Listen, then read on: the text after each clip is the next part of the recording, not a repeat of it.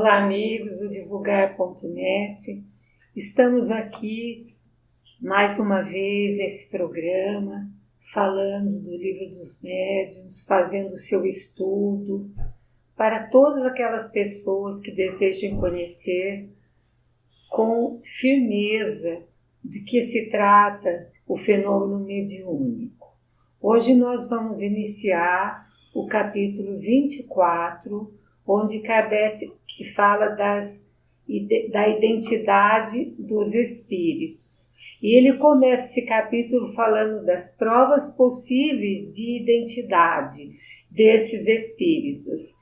No livro, estudando o Livro dos Médiuns, que é de uma equipe, de um projeto, Manuel Filomeno Miranda, da Bahia, onde estuda os fenômenos mediúnicos, reuniões mediúnicas, passes, eles falam que Kardec, quando iniciou esse estudo, ele está nos alertando, nesse capítulo 24, para o caráter controverso dessa matéria. Na realidade, existe uma controvérsia para se verificar a identidade dos espíritos. Isso tanto dentro da fileira do espiritismo como fora. Por quê? Porque isso é natural por umas razões, então, que esses estudiosos do projeto Manuel Filomeno de Miranda colocam. Primeiro, as limitações humanas inerentes ao médium e ao meio, afetando a qualidade da mensagem. O que será isso? Limitações humanas inerentes ao médium. A gente sabe que não existe médium perfeito. Então, o bom médium é aquele que consegue captar melhor e com fidelidade maior a mensagem dos espíritos. Mas conforme nós já estudamos, muitas vezes tem muito do médium na mensagem também, porque o médium ele tem que decodificar o pensamento dos espíritos e passar para uma linguagem que vai ser estudada pelas pessoas, aprovada ou não. Então, existem limitações humanas. Às vezes a mediunidade dele não é tão apurada, às vezes ele pode também querer colocar alguma coisa dele na mensagem. E o meio também, às vezes, afetando, dependendo de onde ele está, de onde ele vive, dos interesses que ele tem.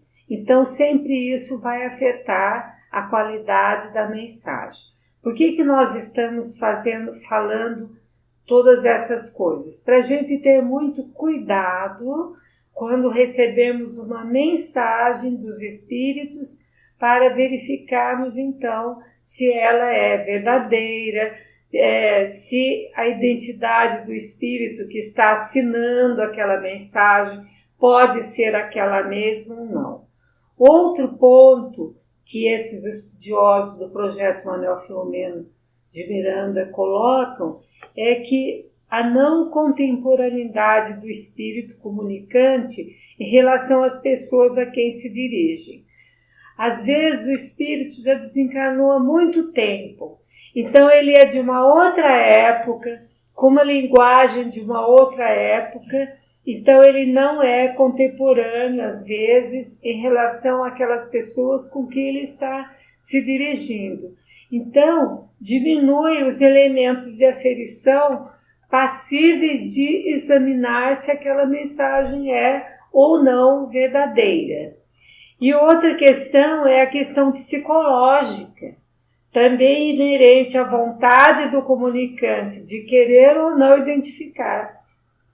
Às vezes o espírito não quer se identificar, ele passa uma mensagem e nós vamos perguntar a ele, ele não assina a mensagem e pode ser perguntado, mas que espírito é esse? Ele não assina.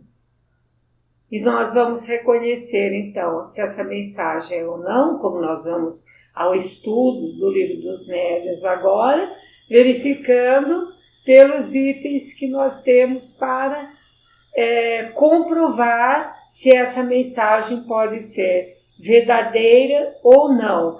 Nós temos um exemplo disso, do espírito não passar o seu nome, não querer se identificar, quando Kardec estava trabalhando na codificação espírita, e ele perguntou àquele espírito que estava sempre o orientando, o nome dele. E ele fala: para você eu sou apenas verdade.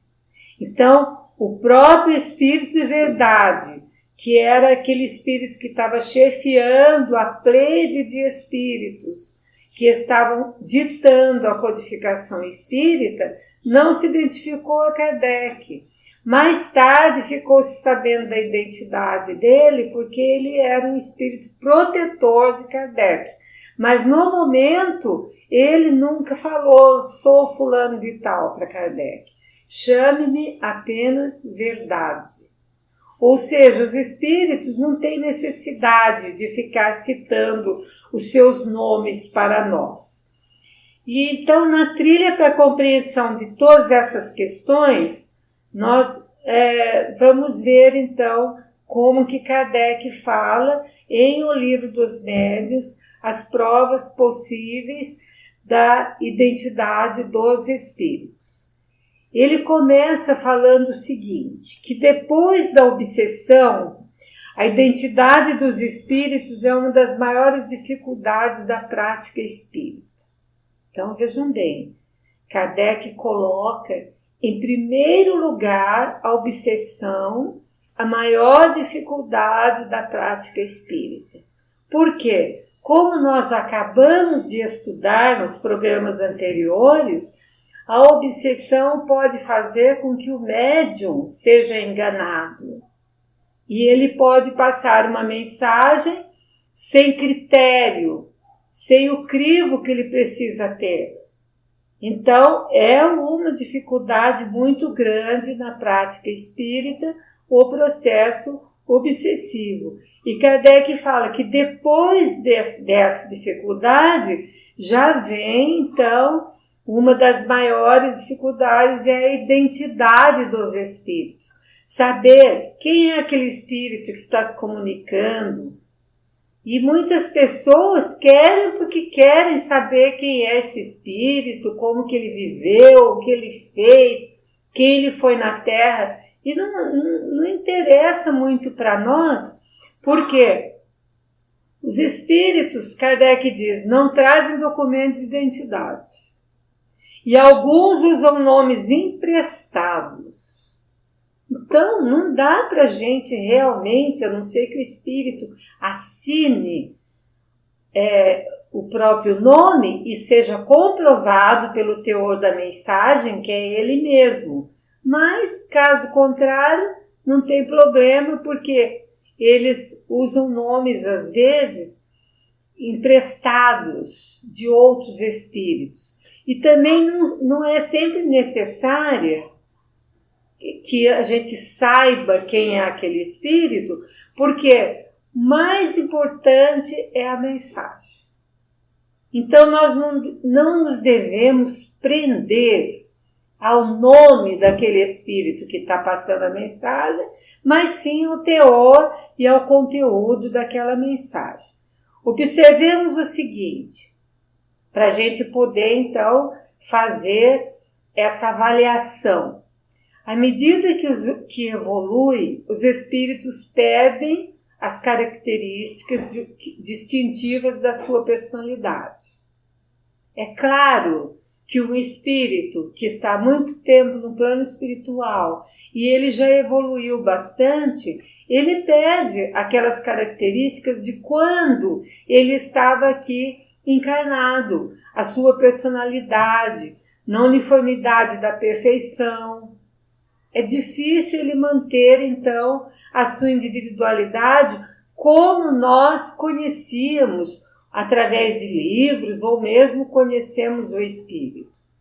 E também que poucos homens deixaram na Terra um grande nome. Olha o que Kardec fala.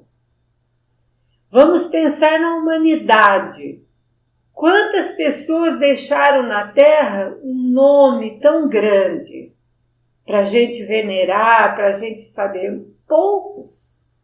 Então não é possível, sabendo o número de espíritos que existem no plano espiritual, a gente identificar todos eles. Por quê? Muitos viveram na Terra em alguma época, muitos podem ter desenvolvido em outros mundos e agora eles estão contribuindo também, ou viveram na Terra com outros nomes que eles não querem nos passar. Então, muitos já não estão mais ligados aos nomes que eles tinham. E dentre os espíritos superiores que comunicam, nenhum tem nomes para nós não conhecemos. Não são nomes que ficaram famosos aqui na Terra, mas são espíritos que evoluíram, se tornaram superiores e nós nem sabemos. E por isso eles podem adotar um nome de um personagem que nós conhecemos, mas que a natureza desses personagens se identifique mais com eles. Então vamos falar assim, cada espírito tem uma equipe que trabalha com eles. E nós estamos falando de espíritos evoluídos, de espíritos superiores.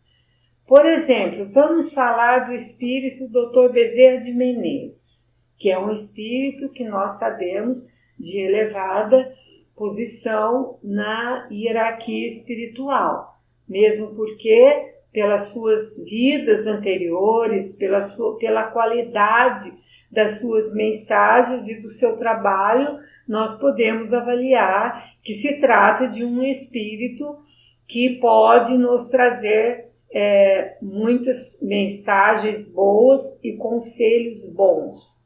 Agora vejam bem, ele trabalha com uma equipe que às vezes aqueles espíritos dessa equipe assumem o nome Bezerra de Menezes, mesmo porque eles têm a licença para fazer isso, que eles têm também essa evolução, como Bezerra de Menezes. Então às vezes a pessoa faz uma oração, ou quer uma mensagem, ou num trabalho mediúnico, pede a presença de Bezerra de Menezes.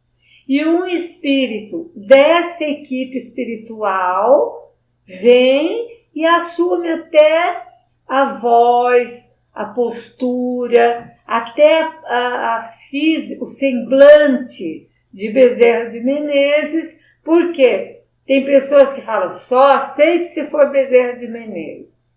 E ele é da equipe. Então ele não está mistificando, ele tem licença para isso. A natureza dele se identifica com a natureza do espírito que ele está representando ali. E um exemplo que Kardec dá no Livro dos Médiuns é se o anjo guardião disser chamar-se São Pedro, nada prova que seja ele. Às vezes o anjo guardião fala, não, que espírito que é você? São Pedro. Pode ser ele, pode ser um espírito desconhecido, cuja natureza é pertencente à família dos espíritos a que São Pedro pertence.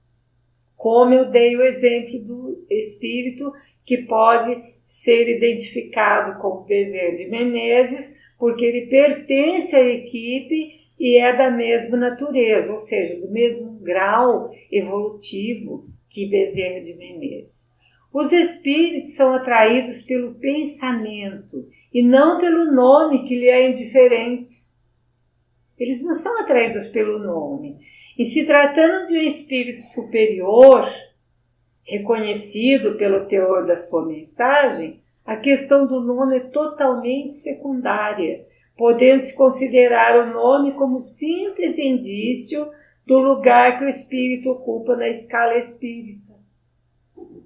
Em se tratando de um espírito inferior, que se enfeita com um nome respeitável, a situação é outra.